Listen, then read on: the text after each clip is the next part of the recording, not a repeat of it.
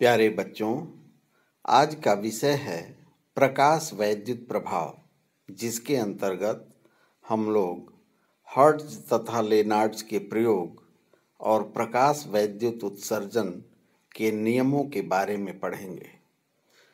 आइए देखते हैं प्रकाश वैद्युत प्रभाव क्या है। प्रकाश किरणों के प्रभाव में प्रकाश सुग्राही धातुओं की सतह से इलेक्ट्रॉनों के उत्सर्जन को प्रकाश वैद्युत उत्सर्जन एवं उत्सर्जित इलेक्ट्रॉनों को प्रकाश इलेक्ट्रॉन कहते हैं और इस घटना को प्रकाश वैद्युत प्रभाव कहते हैं। हर्ट्ज तथा लेनार्ड के प्रेक्षण। हर्ट्ज तथा लेनार्ड एवं मिलिकन ने प्रयोगों के आधार पर प्रकाश वैद्युत उत्सर्जन के संबंध में निम्नलिखित प्रेक्षण प्राप्त किए थे। यहाँ प्रायोगिक प्रदर्शन किया गया है, जिसमें P1 एनोड तथा P1 कैथोड एवं P2 एनोड है। कैथोड एक प्रकाश सुग्राही धातु का बना हुआ है। विंडो W से उचित आवृत्ति की प्रकाश किरणें जब कैथोड P1 पर आपतित होती हैं तो वहां से प्रकाश इलेक्ट्रॉन उत्सर्जित होते हैं। जब प्लेट P2 को P1 की अपेक्षा धनात्मक विभव पर रखा जाता है तो प्रकाश इलेक्ट्रॉन प्लेट P2 की ओर आकर्षित होते हैं। फलस्वरूप परिपथ में प्रकाश धारा प्रवाहित होती है, जिसे अमीटर A की सहायता से मापा जाता है। इस प्रयोग के आधार पर वैज्ञानिकों ने विभिन्न निष्कर्ष प्राप्त किए। सबसे पहले देखते हैं कि यह प्रकाश धारा प्रकाश की तीव्रता पर किस प्रकार निर्भर करती है। जब प्लेट P1 पर उचित आवृत्ति एवं निश्चित तीव्रता I का प्रकाश आपतित होता है तो P1 से इलेक्ट्रॉन उत्सर्जित होकर P2 की ओर चलते हैं।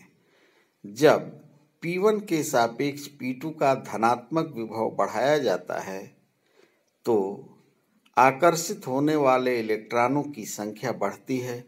फलस्वरूप धारा बढ़ते हुए एक अधिकतम मान को प्राप्त कर लेती है, जिसे संतृप्त धारा कहते हैं। इस समय P1 से उत्सर्जित होने वाले सभी इलेक्ट्रॉन P2 पर पहुंचते रहते हैं तथा आपतित प्रकाश की तीव्रता दोगुना कर देने पर संतृप्त धारा भी दोगुनी हो जाती है, जैसा कि चित्र में प्रदर्शित है। यहाँ संतृप्त धारा जब तीव्रता I1 है और ये है संतृप्त धारा जब तीव्रता I2 है। अतः स्पष्ट है कि प्रकाश इलेक्ट्रॉनों के उत्सर्जन की दर आपतित प्रकाश की तीव्रता के अनुक्रमानुपाती होती है।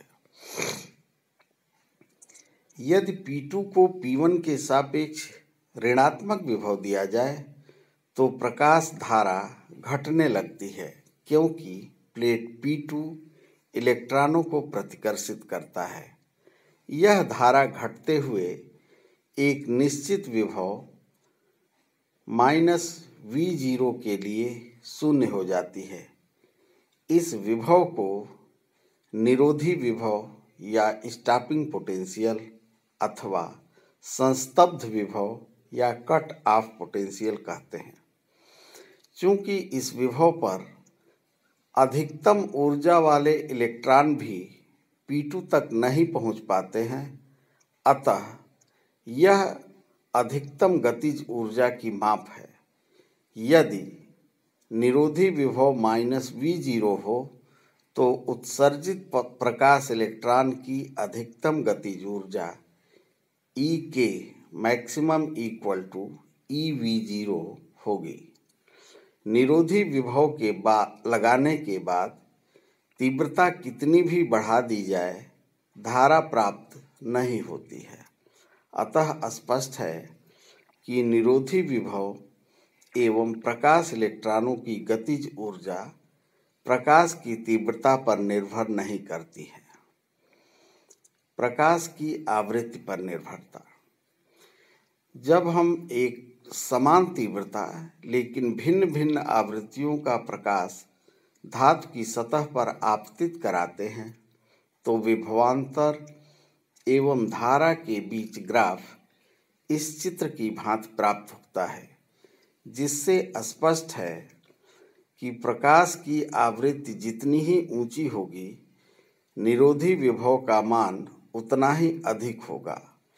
अर्थात उस समय उत्सर्जित प्रकाश इलेक्ट्रॉनों की अधिकतम गतिज ऊर्जा भी उतनी ही अधिक होती है। इस परिस्थिति में संतृप्त धारा एक समान होती है। यदि आवृत्ति एवं उसके संगत उत्सर्जित प्रकाश इलेक्ट्रॉनों की अधिकतम गतिज ऊर्जा के बीच ग्राफ खींचा जाए तो यह चित्र की भांति एक सरल रेखा के रूप में प्राप्त होता है, जिससे स्पष्ट है कि प्रकाश इलेक्ट्रॉनों की अधिकतम गतिज ऊर्जा प्रकाश की आवृत्ति बढ़ने पर बढ़ती है। यदि इस ग्राफ को पीछे बढ़ाया जाए तो यह आवृत्ति अक्ष को बिंदु ν0 पर काटती है तथा ऊर्जा अक्ष पर एक अंतःखंड -B प्रदान करती है। स्पष्ट है कि धातु की सतह से प्रकाश इलेक्ट्रॉन उत्सर्जन के लिए आपतित प्रकाश की आवृत्ति कम से कम ν0 होनी चाहिए। किसी पदार्थ से प्रकाश इलेक्ट्रॉन उत्सर्जन के लिए आवश्यक न्यूनतम आवृत्ति को संस्तब्ध आवृत्ति कट ऑफ फ्रीक्वेंसी या देहली आवृत्ति थ्रेशोल्ड फ्रीक्वेंसी ν0 कहते हैं। इसके संगत प्रकाश की तरंगदैर्ध्य को देहली तरंगदैर्ध्य λ0 कहते हैं। λ0 इक्वल टू c/ν0। ग्राफ से प्राप्त रेखा का समीकरण EK इक्वल टू A⁻B होगा।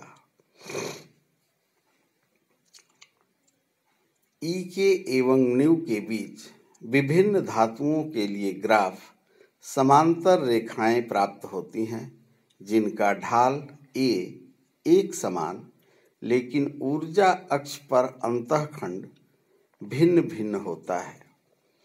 स्पष्ट है कि A एक सार्वत्रिक नियतांक है, लेकिन B का मान धातुओं पर निर्भर करता है।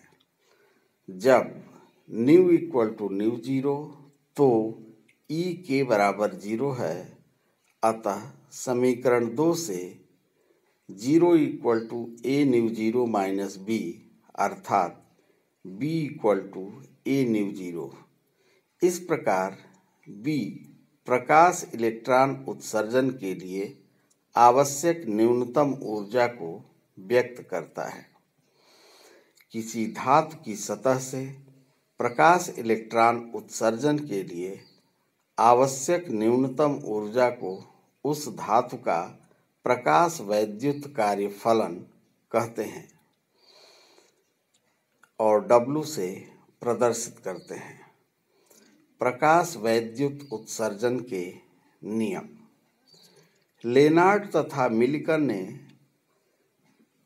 उपरोक्त प्रयोगों से प्राप्त निष्कर्षों के आधार पर प्रकाश वैद्युत उत्सर्जन के संबंध में निम्नलिखित नियम प्रतिपादित किए। नंबर 1, प्रकाश इलेक्ट्रॉनों के उत्सर्जन की दर प्रकाश की तीव्रता के अनुक्रमानुपाती होती है। उत्सर्जित प्रकाश इलेक्ट्रॉनों की अधिकतम गतिज ऊर्जा तीव्रता पर निर्भर नहीं है। नंबर 3, इलेक्ट्रॉनों की अधिकतम गतिज ऊर्जा आपतित प्रकाश की आवृत्ति के साथ बढ़ती है। नंबर 4, आपतित प्रकाश की आवृत्ति एक न्यूनतम मान से कम होने पर प्रकाश इलेक्ट्रॉन उत्सर्जित नहीं होते हैं, जिसका मान विभिन्न धातुओं के लिए भिन्न भिन्न होता है। प्रकाश के आपतन एवं प्रकाश इलेक्ट्रॉनों के उत्सर्जन के बीच कोई समय पश्चता नहीं होती है, अर्थात जैसे ही प्रकाश धातु की सतह पर आपतित होता है, प्रकाश इलेक्ट्रॉनों का उत्सर्जन प्रारंभ हो जाता है। प्रकाश वैद्युत प्रभाव की व्याख्या में तरंग सिद्धांत की विफलता। प्रकाश के तरंग सिद्धांत द्वारा प्रकाश वैद्युत प्रभाव की व्याख्या नहीं की जा सकती, क्योंकि यदि प्रकाश तरंगों के रूप में है तो तीव्रता बढ़ने पर तरंगों का आयाम बढ़ने से उसकी ऊर्जा बढ़ेगी एवं उत्सर्जित इलेक्ट्रॉनों की ऊर्जा भी बढ़ेगी, जबकि प्रयोगों से ऐसा प्राप्त नहीं होता है, क्योंकि ऊर्जा तीव्रता पर निर्भर नहीं करती है।